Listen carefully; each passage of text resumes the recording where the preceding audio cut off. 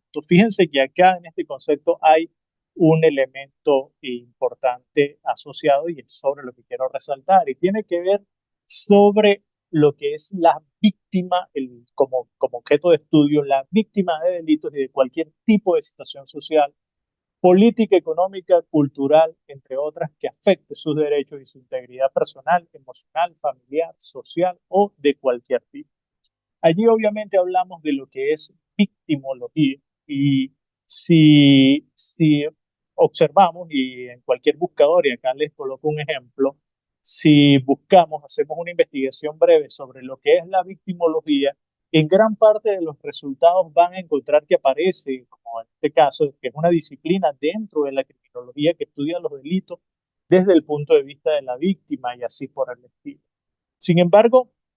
en lo personal, considero y siempre he considerado y visto a la victimología desde un enfoque que va mucho más allá de ser una rama conexa, una parte de la criminología. Porque si bien es cierto que la criminología estudia lo que es la presencia y en todo caso la acción victimológica como tal, no necesariamente todas las víctimas que podemos construir y encontrar en la sociedad moderna son víctimas del delito. Y es un punto en el que tenemos que considerar y tener profunda atención y más aún con lo que tiene que ver, digamos, con las nuevas visiones empíricas y prácticas en las que interactuamos en la sociedad moderna. Esa interacción en la sociedad moderna ha llevado a que, por ejemplo, formas del acoso se trasladen, transmuten a espacios que antes no habíamos conocido. Entonces, al, al darse estas formas de acoso, estas formas de, digamos, de violencia u otros aspectos interactivos entre una persona y otra con la capacidad de someter a esa persona, de chantajearla, u otros aspectos, hay una construcción victimológica, es decir, hay una dinámica en la que se construye una persona como victimario y otra como víctima, pero no necesariamente en razón, en muchos casos, del atraso de lo que es nuestra legislación en este aspecto, hablamos de una incursión de un delito, sí quizás de una conducta problemática, una conducta desviada, pero esas víctimas entonces, bajo la conceptualización o bajo la idea de ver a la victimología como una parte de la criminología que estudia a las víctimas del delito, ¿dónde quedaría ese tipo de víctimas? Por ejemplo, las víctimas de las personas desplazadas por una guerra, las personas que participan en migraciones masivas, que igualmente son desplazamientos de conflicto, las personas de violencia que se desplazan o que estructuralmente estén participando o hayan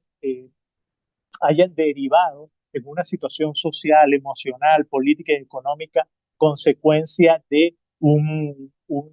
sistema político particular u otros aspectos. Ese tipo de víctimas, ¿dónde encajan? Si no encajan dentro de la victimología, si la seguimos viendo como solo el estudio de las víctimas del crimen. Y es allí donde tenemos necesariamente que reenfocar este concepto que está muy ligado a lo que es victimología, derecho penal y criminología, y que es parte esencial de lo que es la construcción de el derecho penal como tal, el derecho penal actual. Entonces, tenemos que considerar la victimología como una disciplina científica independiente y autónoma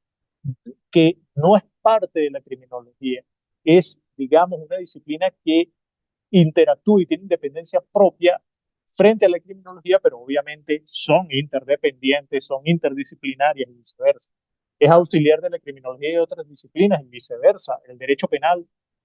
por ejemplo, se echa mano mucho de la victimología e igualmente la victimología se retroalimenta del derecho penal. No se debe limitar solo a las víctimas del crimen, como he comentado, porque hay víctimas de violencia en términos de los nuevos conceptos de violencia que estamos hablando, lo que hemos hablado hoy en día, y esas víctimas, entonces, dónde quedarían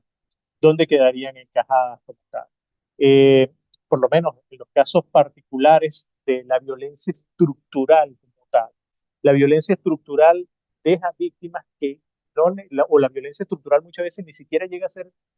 una violencia que puede considerarse como una violencia delictiva, Por ejemplo, la violencia en términos particulares, como lo que tiene que ver la pobreza, la discriminación, la segregación racial, eh,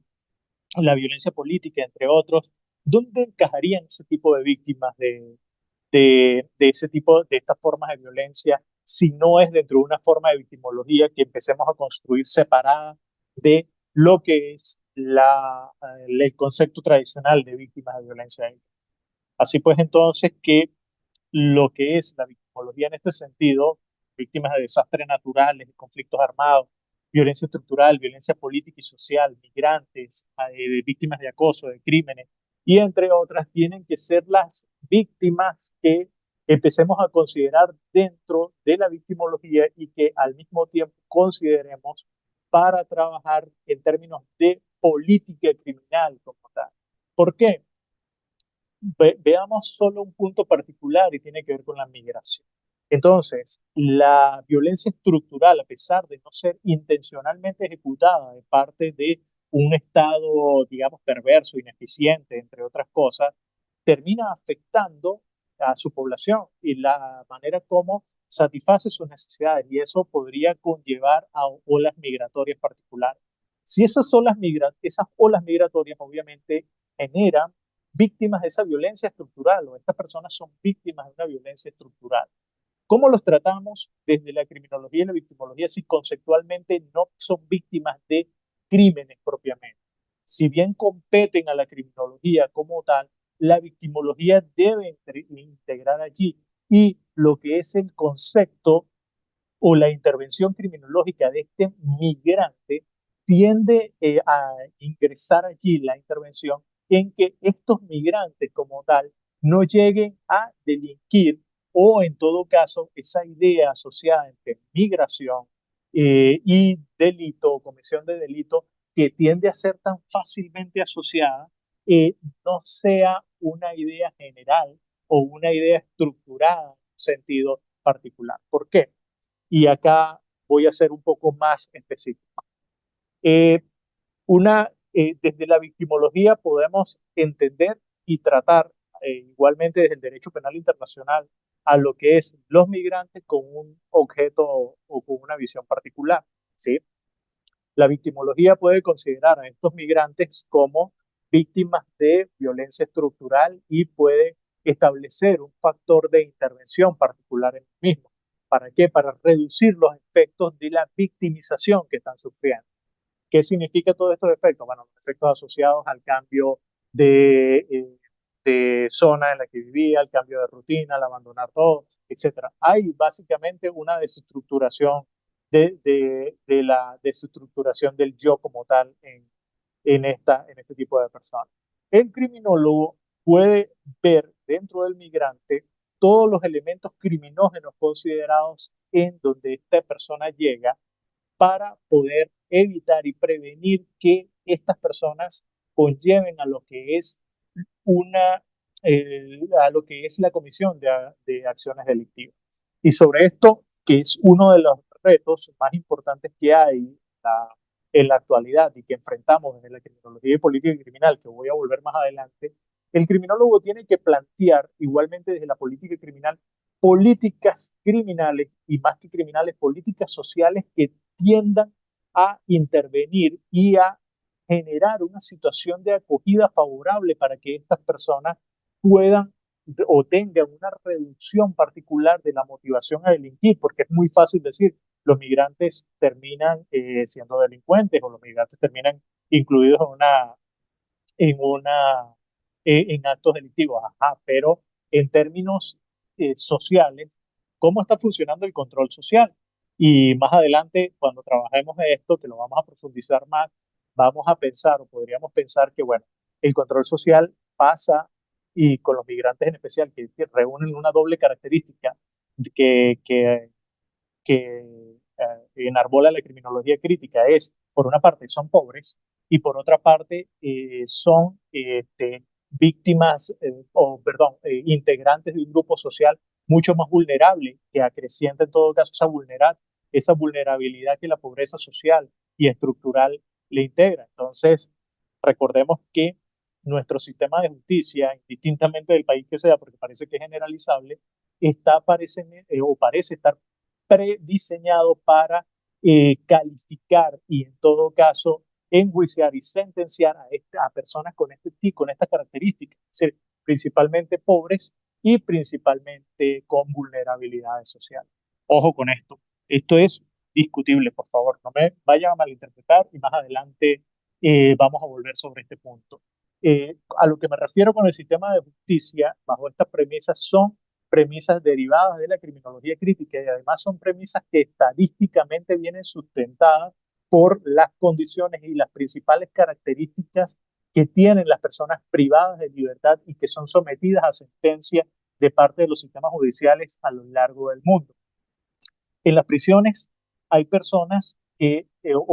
la gran mayoría de las personas que están privadas de libertad y que han sido sentenciados por un delito son personas que vienen de estratos bajos y que tienen alguna característica extra a la vulnerabilidad que de por sí genera el estrato, de pertenecer a los estratos más bajos y pertenecer a situaciones de, digamos, de pobreza general o pobreza extrema o pobreza estructural. Entonces, bajo esta premisa, como tal, tengamos muy en cuenta además, como diría Lola Nillar de Castro, que dentro del sistema de justicia, como lo entendemos hoy en día y que es uno de los retos a los que hay que afrontar y que forma parte, digamos, de lo que es la violación de los derechos humanos particulares y sobre lo que hay que abordar y vamos a hablar la próxima semana sobre esa concepción de los derechos humanos a la que desde la criminología, el derecho penal y la política criminal tendríamos que intervenir, es que el sistema de justicia, en términos simples, sí imparte justicia basado en lo que son elementos argumentativos y esos elementos argumentativos derivan obviamente de formación, atención, que es consecuencia de una atención económica, de una atención eh, económica particular. Entonces, con base a la interdisciplinariedad y viendo a la victimología incluida o retroalimentándose con la criminología, tenemos que tener en cuenta que los efectos psicosociales que padecen los individuos pueden ser comunes, pero su intervención siempre debe estar vinculada con los factores que lo originaron. Una persona con un cuadro depresivo no puede ser intervenida o atendida con las mismas estrategias si tal condición es consecuencia de perder a sus familiares en una guerra, por haber sido víctima de violencia de parte de su pareja, por haber sido víctima de abuso o de acoso sexual, entre otros aspectos. En estas diferencias de estrategia de intervención y atención se sustenta la base para diferenciar, por ejemplo, a disciplinas como la criminología, la psicología y la victimología. En este sentido, o estas tres premisas que coloco acá, las agrego para que podamos ir entendiendo que cada una de las disciplinas tiene una particularidad y esa particularidad le permite ver el mismo objeto de estudio desde la premisa que estamos hablando, como conversábamos hace un momento sobre los migrantes, y vamos a profundizar en un momento también con lo que tiene que ver casos particulares.